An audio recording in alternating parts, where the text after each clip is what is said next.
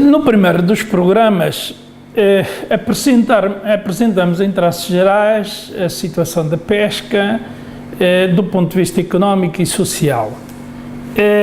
Pretendíamos neste programa tratar mais de aspectos que se prendem com a regulamentação. A pesca é um sector que, quanto a nós erradamente, tem uma gestão demasiado centralizada na União Europeia. Portanto, pode-se dizer que a partir de 1982, mas repare-se que em 82 Portugal não fazia parte ainda da União Europeia, a União Europeia produz o primeiro documento que se chamou de um conjunto de regulamentação que se chamou a Regulamentação para a Política Comum de Pescas. A Política Comum de Pescas, criada em 82, quanto a nós, foi mal produzida. Porque, embora não se tivesse feito sentir imediatamente, em termos gerais, passou a fazer com que a regulamentação da pesca de cada Estado-membro fosse centralizada em Bruxelas. O que não faz sentido nenhum. Não faz sentido nenhum porque a União Europeia tende a aplicar leis comuns a realidades bastante diversificadas, portanto, pescar em águas como as águas dos Açores, com a frota como a frota dos Açores, é completamente diferente do que pescar com arrastos com características industriais, pescar com navios que exercem a pesca a longa distância ou até pescar nas plataformas continentais, nas zonas costeiras. Portanto, por outro lado, a União Europeia tem zonas marítimas bastante diversificadas.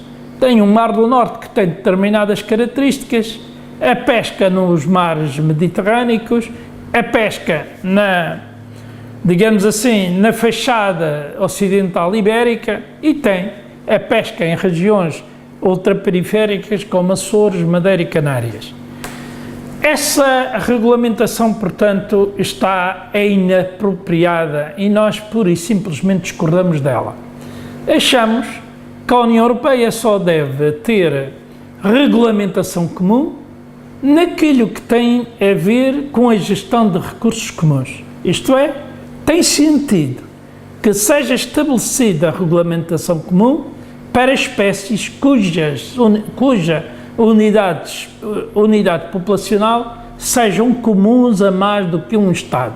Por exemplo, espécies altamente migradoras, como são o caso dos atuns, ou espécies que, não sendo tão migradoras, são unidades comuns a vários Estados, como é o caso nos Açores dos alfonsins, dos imperadores. Diz-se que, relativamente a várias espécies de tubarões de águas profundas ou de espécies como o espada-preto. Relativamente às espécies que são próprias de cada um dos Estados-membros, a legislação deveria ser exclusivamente da responsabilidade do Estado-membro. Relativamente à regulamentação nacional, também existem situações que são penalizantes para os pescadores. Reparemos, por exemplo, um pescador açoriano, um pequeno armador açoriano, ele está submetido a 3 regulamentações. Há a regulamentação produzida pela União Europeia, há a regulamentação nacional, que é da responsabilidade do Estado português, e há a regulamentação da região autónoma dos Açores. Digamos assim, que é um sector, para além de estar sujeito ao controle de muitas entidades, ainda por cima, muitas vezes, está submetido a legislação que tem 3 origens diferentes. Nós consideramos, por um lado, que não faz sentido a região regulamentar aspectos que são da competência do Estado e que não se justificam produzir legislação exclusivamente para a região. A região tem algum sentido em produzir legislação naquilo que corresponde à necessidade de adequar a lei nacional a especificidades regionais. Se o Estado e a região não trabalharem desta maneira, a classe pescatória, como referimos no programa anterior, é uma classe sujeita a uma camisa de forças. Além dos problemas decorrentes dos custos de exploração, a classe pescatória é uma classe que não vive para pagar multas. Portanto, praticamente, qualquer embarcação, por mais preocupada esteja no sentido de cumprir a lei, praticamente, várias vezes ao ano, está sujeita à aplicação de coimas e algumas vezes as coimas são suficientes para retirar toda a rentabilidade de um barco durante um mês. Portanto, do ponto de vista nosso, enquanto dirigentes associativos da pesca, temos-nos batido pela necessidade de fazer do ponto de vista da gestão dos recursos nacionais, a soberania de Portugal seja plena. Isto é, que a legislação da União Europeia só se faça sentir naquilo que, podendo ser feito em Portugal ou em qualquer outro país, pode prejudicar, ao nível da exploração dos recursos, terceiros.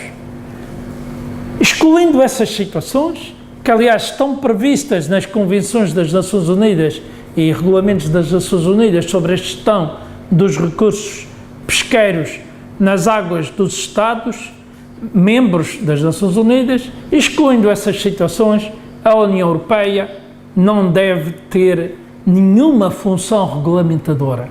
Relativamente ao Estado, existe às vezes um excesso de zelo por parte da região em produzir legislação que, quanto a nós, acaba por ter mais como objetivo controlar os pescadores, digamos assim, de rédea curta, fazê-los depender demasiado da administração regional do que gerir de uma forma mais próxima dos cidadãos.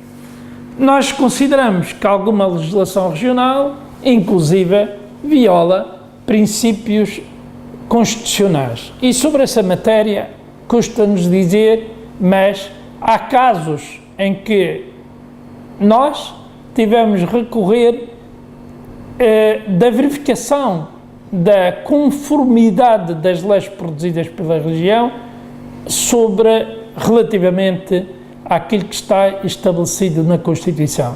Infelizmente, neste país, desde que os processos de verificação da constitucionalidade não partam de órgãos de soberania, casos do Presidente da República ou legislação cuja verificação da sua conformidade com a Constituição é, digamos assim, imperativa, desde que seja solicitada por cidadãos ou por organizações da sociedade civil, o processo de apreciação pode levar anos. Neste momento, nós consideramos que os pescadores dos Açores são vítimas de legislação que favorece abusos de poder por parte do Governo da Região Autónoma dos Açores. Entendendo nós que este segundo programa, os aspectos relacionados com a produção legislativa são determinantes, seriam bom fossem tratados nele, e não nos querendo alongar, cá esperamos para que na próxima semana, no canal São Miguel TV possam continuar estes nossos trabalhos sobre a pesca.